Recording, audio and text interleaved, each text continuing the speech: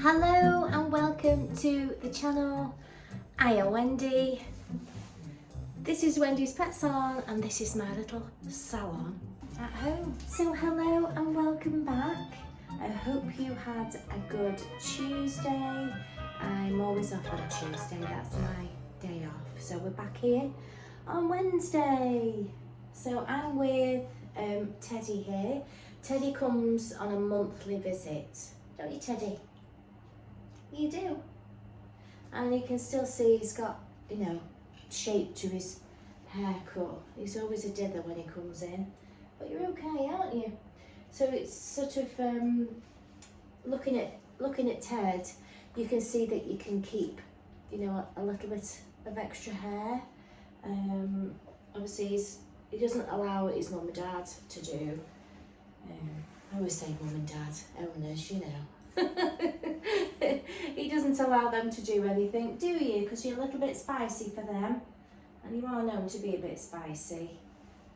I call him Mr. Soft, Mr. Floppy, because he just likes to lie down for everything, don't you? You do. But I generally keep him on a sort of 4 comb every 4 weeks. I've just got the 4 dogs in today. I've got a Shih Tzu, I've got a Cockapoo, I've got a Maltese, and I've got Elvis is in the building, and Elvis is a Heinz 57, I'd say, because you can't really tell what is in there. I think he's got Chinese crested in there somewhere. I also think maybe Border Terrier or Schnauzer or something like that. I think I had him down as a Jackapoo initially, but I will double check with his owners today what they have him as. But he's very cute, and although he doesn't have much hair in areas, they just like to keep him tidy. His beard and his eyes and stuff like that. I did see my mum the other day, and her dog has qualified for Crufts, but it has become very, very costly. It's like £40 an entry, so it for my mum, who has shown for many years, as like from when I was very small, it's just become so costly, because not only have you got the entry, you've got the petrol, you've got the things that your food when you get there. You are best off taking a picnic, really. Obviously the upside is, as a dog groomer, you can go and feel scissors, look at shampoo, look at different products. And a lot of the time they even do demonstrations and things like that. And I also think this year is the first grooming competition that they've actually held at the Kennel Club Crufts. So that will be nice for those who are anything like me. You haven't really got access to those types of dogs, and if you did, you would be expecting the owners to come on a regular basis to maintain the dogs, because the dogs have got to be in really good condition to be able to put all these fancy trims in. So ideally you own the dog, which I don't. Mine are all ancient. It doesn't fit with my situation, and obviously my lovely Larry, he wouldn't have liked to be touched. He'd have stood there and be groomed and everything like that, but he wouldn't like random people touching over his coat and stuff like that. He just wouldn't. So I never pursued that avenue. We had a little bit of a go, but it wasn't really for me. I like the practical stuff. I like just what I do. And there's absolutely nothing wrong with that. You don't have to be in the competition ring. It's, you don't. It's nice that the people that are, have got time and energy to dedicate to that type of thing, that they can show you what they do. Obviously, it's not free, is it? It's you do pay them for the time. Nobody would pay me for my time, would they? Only customers. I'm grooming their dogs. Right. Anyway, I'm going to get Ted in the bath. I shan't be going to Crufts anyway. I can't afford to be fair. So I'll have a think what we're going to do today. See what about Mr. Flop. As soon as you put him on the table, just flops down. Yeah, so I'll have a think. So I was thinking about what I could do today, and I thought while I'm trimming Teddy here, I might just talk about my efficiency with timings in the salon, how, say, I can make use of, 2 hours. So obviously Teddy here I do in an hour and a half because he's a small dog. So I pretty much spend the first 40 minutes, 30-40 minutes bathing him and drying him. Because he's a regular customer, I've got his sort of handling down. I do need to allow extra time because he is so floppy. And once you establish that with a customer that comes regular, you can kind of speed up certain times. Because I handle him on a regular basis, I know when I can sort of speed up and when I can't. He's getting on in years, so I can't go massively fast. But I do just crack on with things. I don't sort of mamby-pamby, I do just get on with what I need to do, and sometimes dogs kind of respect that as well. When you're not overly fussing him, you're just cracking on and getting it done. Obviously being on time, the clients being on time is really important, because 5-10 minutes can make a big massive difference, impact on your whole day when you're trying to get sort of 4 dogs done like I do. Say I have a time that they come and a time to pick up. They get text reminders. On the text reminder it does say that please don't be early, because obviously I might need to be booking appointments with that person. I also need to go to the toilets, I need to clean up, and I need to make sure everything's ready for the next client that's coming. I also, everything is on hand to me here around me, so I've got everything to like literally in arm's distance. My brushes, my combs, my scissors, my clippers, everything is right near me. So obviously that makes a big difference.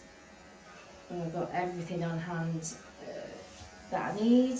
I might even put on my little table here that I have, you might have seen, it's like a plant pot rest, but I'll put all the things that I'm using on there. So the comb that I'm going to use, the comb, the scissors that I'm going to use, the nail trimmers, everything that I need is planned beforehand. I know what I need to do. So obviously regular schedule of visits as well, so I'm saving time by, when you've got a client that comes on a regular basis, the coat's in better condition, so I'm not spending hours brushing it out or clipping it off first because it's got matted, and then I've got to bath, and then I've got to dry, and then, when they come regular, it's a case of I can go straight in the bath, get them bathed and dried, do the haircut, and off they pop.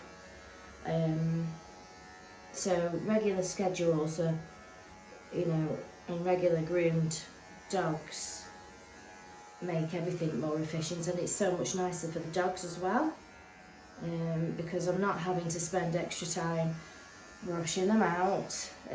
We've established a style as well that suits the owner, something that they can maintain on a regular basis. I do know that most of my clients don't spend time brushing them because they've got a length of coat that by the time they come again, it can go straight in the bath. They haven't got to do lots of brushing in between. They might have an ears and a tail to keep on top of. So that's time saving for the owner, and they can just dedicate themselves to being a pet owner, and leave that to us. Obviously, using good products helps the coat condition as well, so they're not likely to get the coats keeping in good condition. I also have a routine, so obviously I take the dog, I wash the dog, and then I just trim the dog, and then when I'm going around the dog, I'll do all the clipping body on the legs, then I'll go around do the feet, and then I'll do the head. So I've got sort of a pattern that I follow, and the dog knows the routine, so my handling is easier because they know what comes next, because dogs love routine. And you'll find, you know, they'll start picking up paws for you and stuff because they know what's coming next, because you've got that routine down with them. So they're coming on time, they're going on time, the coat's in good condition,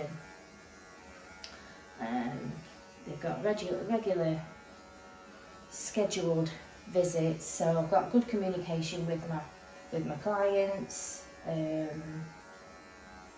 They know that I run a tight ship here because I only groom sort of 4 dogs a day, and then in between, the 15 minutes in between each client is for me to have the toilet break and for me to clean. So my clients know that. So if on occasion they do come super early and I've got, you know, I'm still with a client because we're booking appointments and stuff like that, I will just kindly remind them that, you know, thank you so much for coming early, but I wasn't finished because it's small in here. I can't have extra people, I can't have extra dogs. It's one in, one out, and also for safety reasons. So, and then I don't like to leave a dog on its own in the salon while I go and have a wee. And I also need to make sure that I've cleaned up, wiped the tops, hoovered, done whatever I need to do before the next dog comes in. They don't know whether if the dog's had fleas or anything like that, so obviously I don't accept them, but they've still come into the salon for me to assess them and then to leave. So obviously I'll need to spray around and things like that. So those times in between, for me, are quite important. It's amazing what you can do in 10-15 minutes. You know, I can thoroughly clean, I can go make a drink, I can go to the toilet, I could grab a sandwich, I could grab, you know, warm up a soup for a couple of minutes. You know, it also helps with us, you know, because otherwise, you know, we're sort of, well, it's just not nice if you can't get out to the toilet and you can't eat, and you know, we need to do all those things. And because the council gave me sanctions to work at, you know, it's not like I can schedule my dogs an hour in between and put myself a lunch break, because I can't do that because the council only let me work 9 to 5 in the week. So, you know, I've got to fit all those things in there. So I try and get my time efficiency down. You know, I do watch the clock. I do like to allow at least 5 minutes at the end of when I finish my groom, to allow 5 minutes just to check them over, see they haven't missed bits, you know, check their nails properly. I don't like to be rushed because I want to make sure that, you know, obviously that's part of the service that I offer, that their feet are trimmed and the nails are done and they haven't got obvious massive bits sticking out that I've not been able to do because the customer's turned up 10 minutes early or for whatever reason. So yeah, so for me, I am quite regimental in what I do.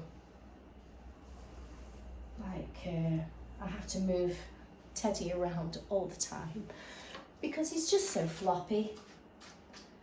So I know there's no point me trying to get him to stand up and waste my time for 10 minutes trying to put him on a belly strap, or trying to get him to stand 4 square on the table when he's not comfortable doing that. He's getting older. I can just get him to sit down and do his foot. So that's time saving. I'm not bothering with I don't need to do him on a belly loop. There are other options. So yeah. So I thought that might be a good topic today, because I know that new groomers sometimes struggle with the time management when they're first starting, and then you've always allow yourself enough time. When you're a new groomer, always allow yourself enough time for everything. So if you've got an approximate time, just add yourself half an hour and be perfectly honest with the customer. Like I was saying, when you assess the dog when it comes, also communicating with the customer is really important, to let them know what your boundaries are, and what you expect, because you want to do a good job. You can say things like,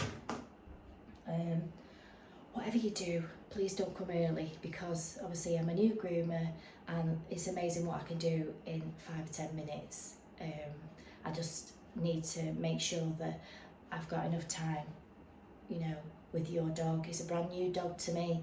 I don't know how he's going to react to me, so it's something that is ironed out over time. Once he gets used to me and I know how to handle him better, I know what trim we've established, it could get shorter and you could end up speeding up because you've got that routine down with that dog. He's coming now every 4 weeks, you can put him straight in the bath, you can do that. It's finding those clients and sticking with those clients that are willing to work with you like that. It sounds awful, but many groomers, and that's myself included, if I've got a client that is not working with me, is continually late, the dog is continually matted, I'm not going to do that. I'm not going to do that, because not only does it affect you mentally, but it's just not fair on the whole flow of everything else, because that one dog and that one client can throw your whole day off, and you'll think about it as well. It'll bother you all day. If you're anything like me, it'll bother you all day, because now you're having to catch up. Now you're 5 minutes late for the next one. Now you're half an hour next to, it affects your whole day, because we have only got a certain amount of time. It's like, for instance, I'll tell you about a client. He's sadly passed away now. I groomed him for many, many years. When they first came, he was a puppy, and they brought him to me, and he'd not had any puppy grooms, and he was matted. And I said to them, I can't do this. I can't do what you want. I know that you want him to look like a fluffy puppy, but he is like I was talking about percentage the other day. The percentage of him was too naughty for me. I said, I've got 2 hours, you've got 2 weeks. So take him away, do a leg each night or a leg each week, whatever works, and then bring him back to me so I can put a comb through him. And then I can do a nice fluffy trim. So they were like, okay then. I explained how to brush and comb, you could use a spray, everything. He came back to me completely not free. I said to her, you know, open a bottle of wine, sit and relax, sit with him and just brush him out. So from then on, they came on a regular schedule and we used to do him quite a long cockapoo style. Over time, he went shorter and shorter. Obviously lives get busy, things change and all the rest of it. And they opted for a shorter style. So it was coming sort of every 8 weeks on a 3 length, and that was fine. But that's gone over time. But they understood, because they had to do all that brushing and stuff, they understand. So that's come down to educating the owner. And you can do it in a nice way, but if people don't come on board with it, yeah, they have to find that person that connects with them to be able to make things better. So don't think for 1 minute that you can fix every owner that is not coming to grips with a matted dog or an extremely naughty dog, because eventually they will jump on board with it. Now, if I'd have insisted that I shave him, then they wouldn't have learnt those lessons, and they had to jump on board with their part. So if I'd have shaved him, they'd have braved the shave, and then maybe they wouldn't have come back to me. They'd have gone to the next groomer, and that's what they did to my dog. So then you wouldn't be happy with that, because you haven't struck a balance on what needed to happen in a nice way. So, good boy.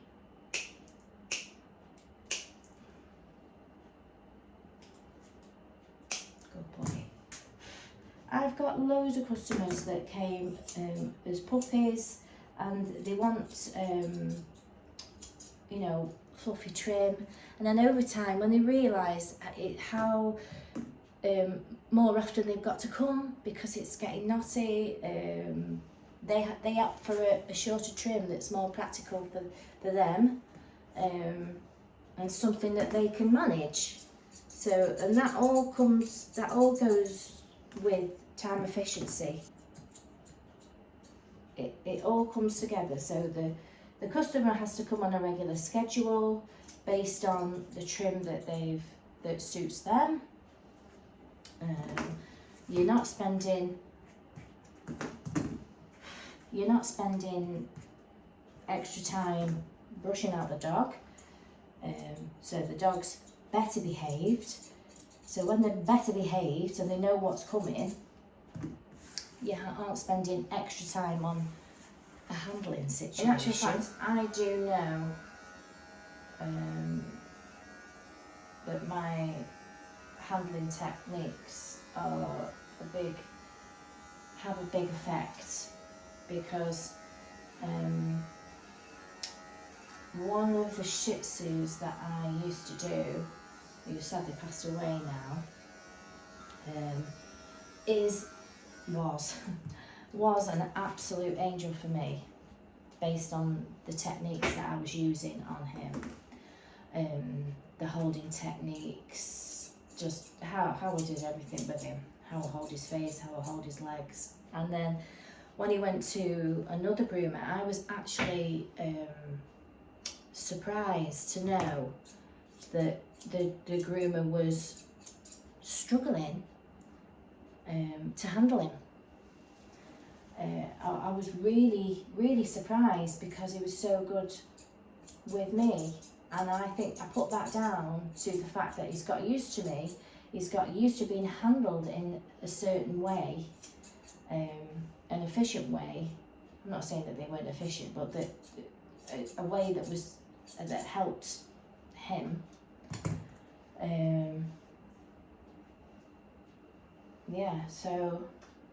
So I do know that dogs soon get used to being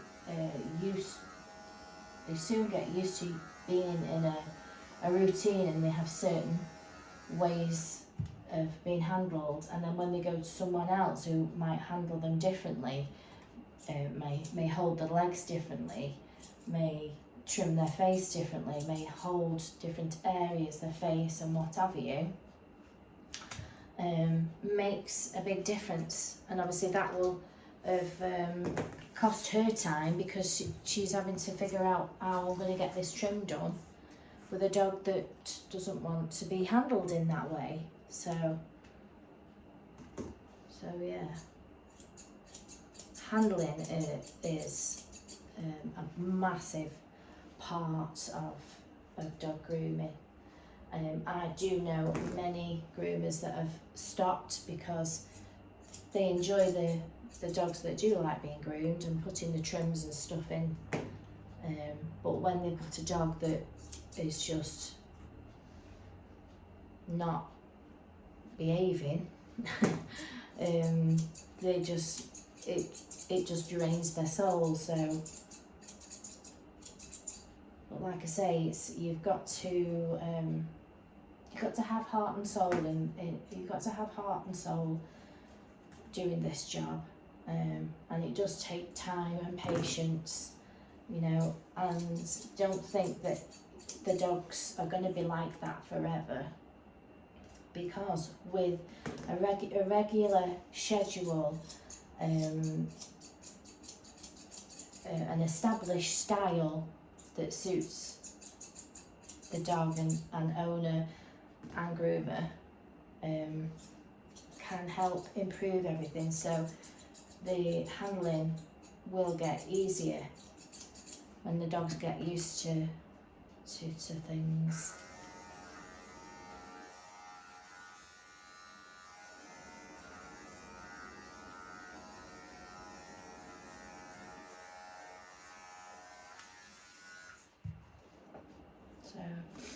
So communication is key. I have a system, a pet grooming system, and it sends text reminders out 2 days before. And I do say that it is £20 cancellation fee if you don't turn up, because obviously that's for somebody that does 4 dogs a day. If one doesn't turn up, that's a massive impact in my week. It's almost like going to work and your boss saying, you're going to work your full 12 hours today, but you're only going to get paid for 8. You'd be like, I don't think so. It's just one of those things. And if you can allow, if a customer lets you know that they're not coming, then you can put a dog in its place, or you can move a dog forward so you could finish early the next day if you need to, and just make everything a lot more efficient. Right? Sometimes it doesn't work, things happen, people get poorly, that's fine.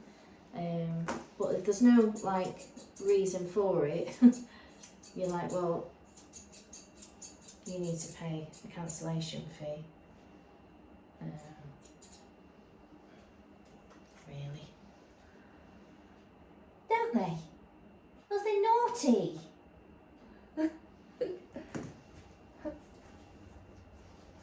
Are they naughty, Teddy? They're naughty, aren't they?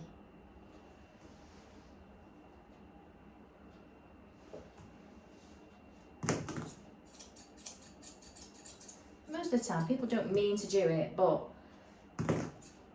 when you have these things in place, they're more likely to remember that you need them to be on time, and it makes them aware that, you know, you're running a business.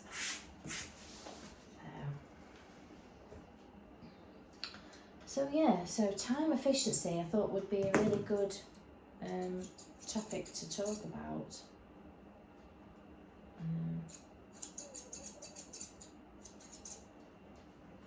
And who would have known there was all that involved with handling and everything on hand, regular schedules. You don't have to do extra brushing. You're in a routine. You've communicated with the customers, and then you've got your extra 5 minutes. I've actually given myself an extra 15 minutes to check him over today. He has got such a fluffy hair, so I'm actually going to give him a spray.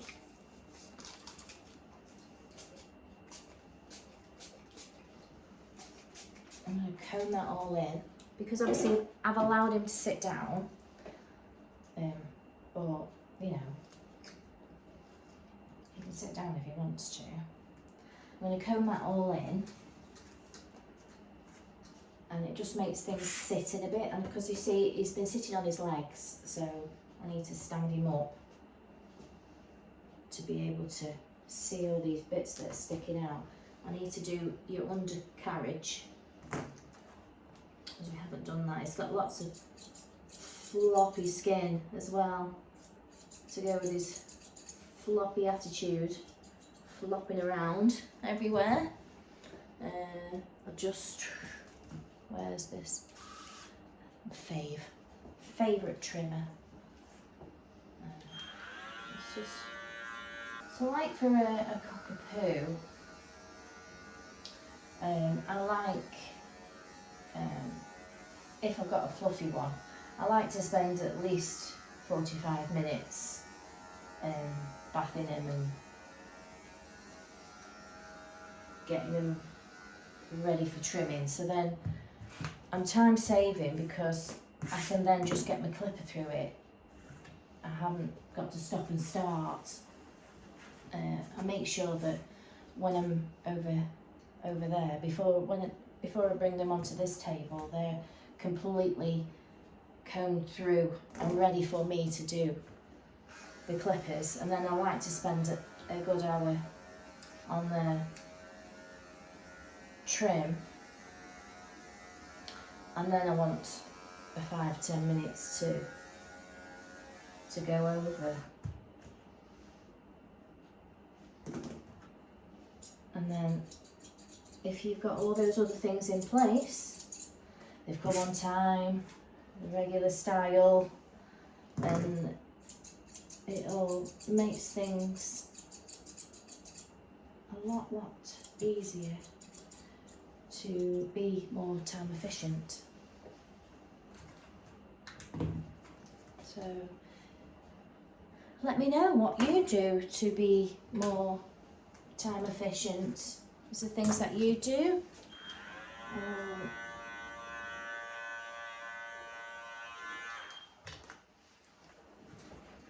I know that I'm fortunate that all my customers come on a regular schedule, so I can figure out my time. But if you're a new person and you know you're doing a lot of pre-clipping, say if the dog's matted, or a dog that's, you know, you're constantly getting dogs that are not behaving, the owners aren't coming on a regular basis.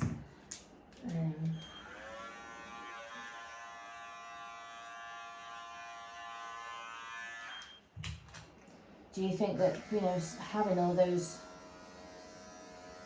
bits all slotted together would make sense and help you make your time more efficient? You know, if you just think about it, think about the people that come to you, if you've got regular people that come, you know, if that person didn't come 10 minutes early, if that person wasn't matted every single time, think about the dogs that you do. And don't be afraid, because the, owners need to learn. They do need to learn, and they don't always learn from you. They might learn after the 5th person that sent them away saying, no, your dog's matted, it's got to be clipped. You might be the first person that said it. So if they continually take the dog in that condition, they get to the 5th person and they might go, do you know what?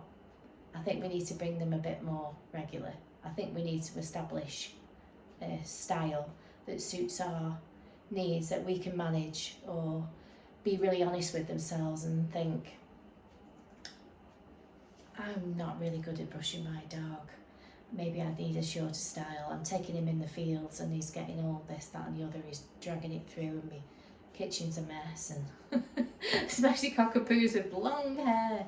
They're like leaf hoovers. They're like dirt hoovers. So when you've got a nice manageable style, you can go out, you can go in the brook, you can go in the mud, and they'll wipe off easier. They're not staying wet for a long time.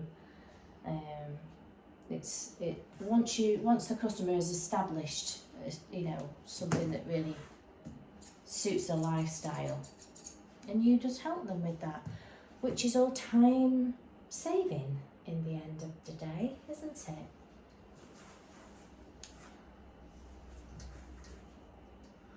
And the dogs can actually have a pamper rather than, being tortured with clippers every single time they come,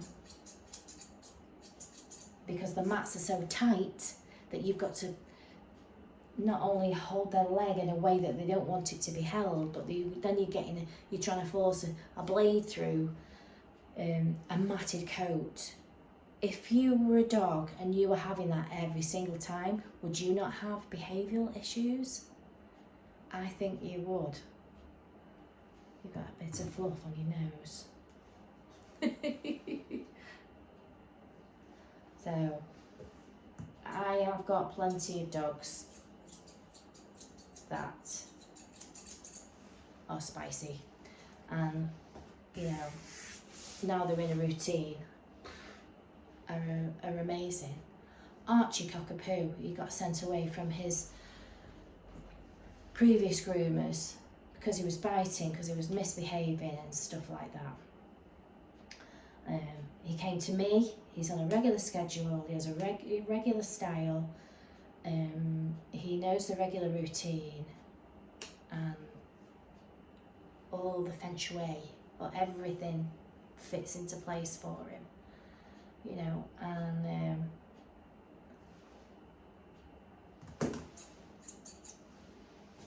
it all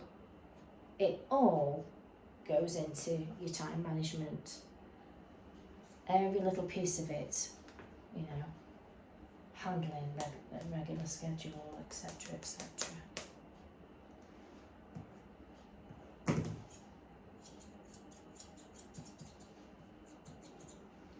And I know this because I've worked through this a lot of the time. This took me many, many years for the penny to drop for me to say to a customer, no, I'm not doing this.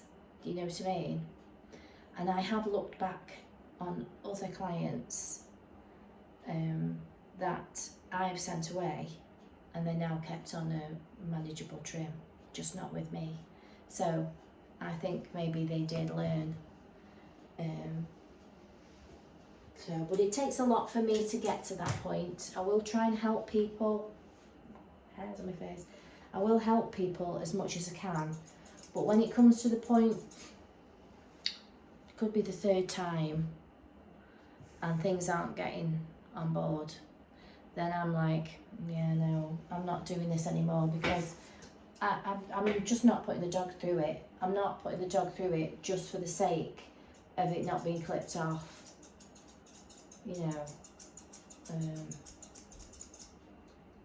Humanity over vanity. Do you know what I mean?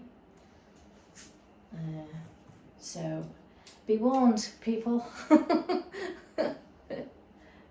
but he won't. But people do respect your honesty, you know. When the dogs enjoy it, I enjoy it more. And I'm able, when you can do your job good, when you can give them a nice face wash, you can make them feel comfortable. I know customers will say, oh, they'll be asleep for the rest of the day because they've had a nice bath. I haven't had to battle with them. Everything's a lot more relaxing, and you know, I'm here to pamper dogs. I'm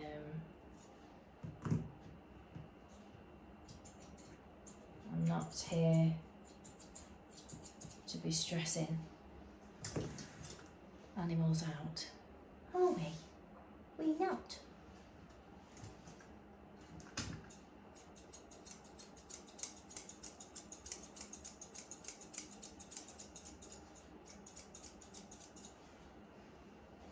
He's so chilled now. You're so chilled, aren't you? He's not bothered.